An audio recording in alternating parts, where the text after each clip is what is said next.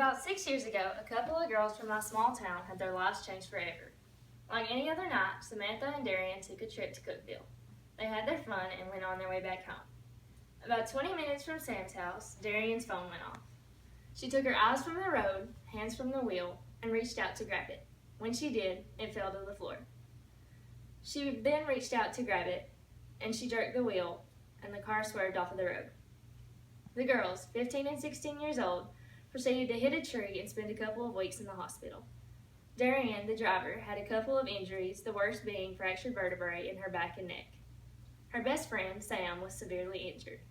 She had a lot of injuries, the worst being her right leg. Her foot was completely raw. Sam has had a countless number of surgeries on her foot and is still going to have more in the next few months. The girls missed most of their junior year due to the accident. This may seem like a horrific incident, which it was, but these girls are some of the lucky ones, and it is just one example of how one text message can change your life forever. Research shows that texting while driving is one of the main causes of automobile accidents today.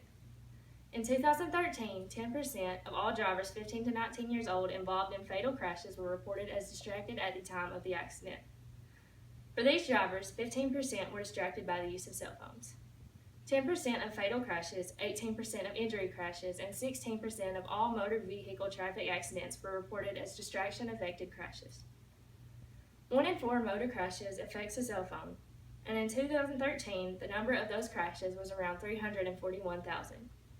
Using a cell phone while driving makes you 4 times likelier to have a crash. A driver can safely only glance away from the road for 2 seconds, but it takes an average of 5 to send out or receive a text message. At 55 miles per hour, that's enough time to cover the length of a football field. So, what makes texting and driving so dangerous? Distracted driving comes in 3 forms: cognitive distraction, visual distraction, and manual distraction. Cognitive distraction is when a driver's mind is focused on something other than driving. Examples of this can be talking to a passenger or having your mind somewhere else, such as personal issues. Visual distraction occurs when a driver isn't looking at the road. These distractions can be passengers, a GPS, or even the radio. Manual distraction happens when a driver takes either one or both hands off of the wheel. This includes eating or drinking, adjusting the air, or changing the radio. Texting and driving is so dangerous because it doesn't involve 1 or 2 forms of a distraction. It involves all of them put together. There are many laws and regulations that refine cell phone use while driving. In Tennessee, there is no handheld cell phone prohibition for drivers. However, with the exception of certain officials, drivers are prohibited from texting while driving. Violation of the law is a fine up to $50 plus court costs. Violators must pay the fine and are not eligible to apply for an intermediate or unrestricted license for an extra 90 days.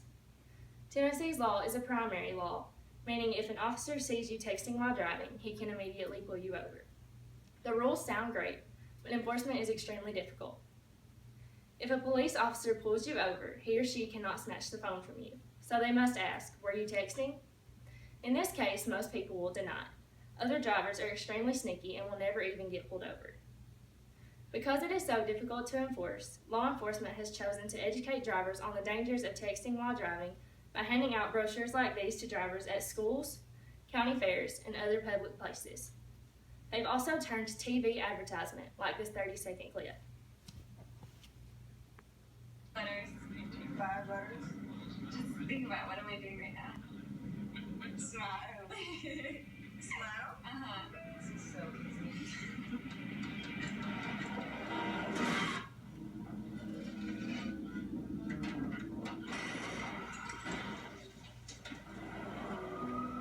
Nobody likes to be stopped by the police, but if I'd seen her texting while driving and given her a ticket, it just might have saved her life.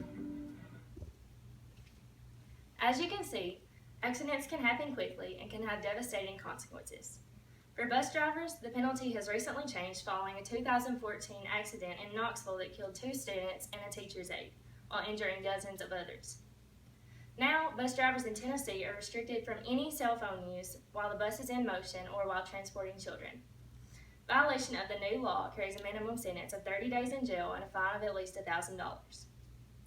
When it comes down to it, texting and driving is a choice. Rules are rules, and you either choose to follow them or you don't. Some accidents are freak and you cannot do anything about them. However, this one little device has caused so much damage, physically to the ones injured by it and emotionally for the families who weren't as lucky. On a personal level, we can all do little things to avoid the temptations of texting while driving. End all conversations or simply say, "Hold on, I'm driving." Leave your phone out of sight. Use Do Not Disturb on your phone.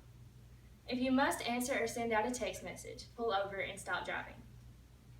The next time you get in your car, I hope you know the consequences of texting and driving, not only for yourself, but for others.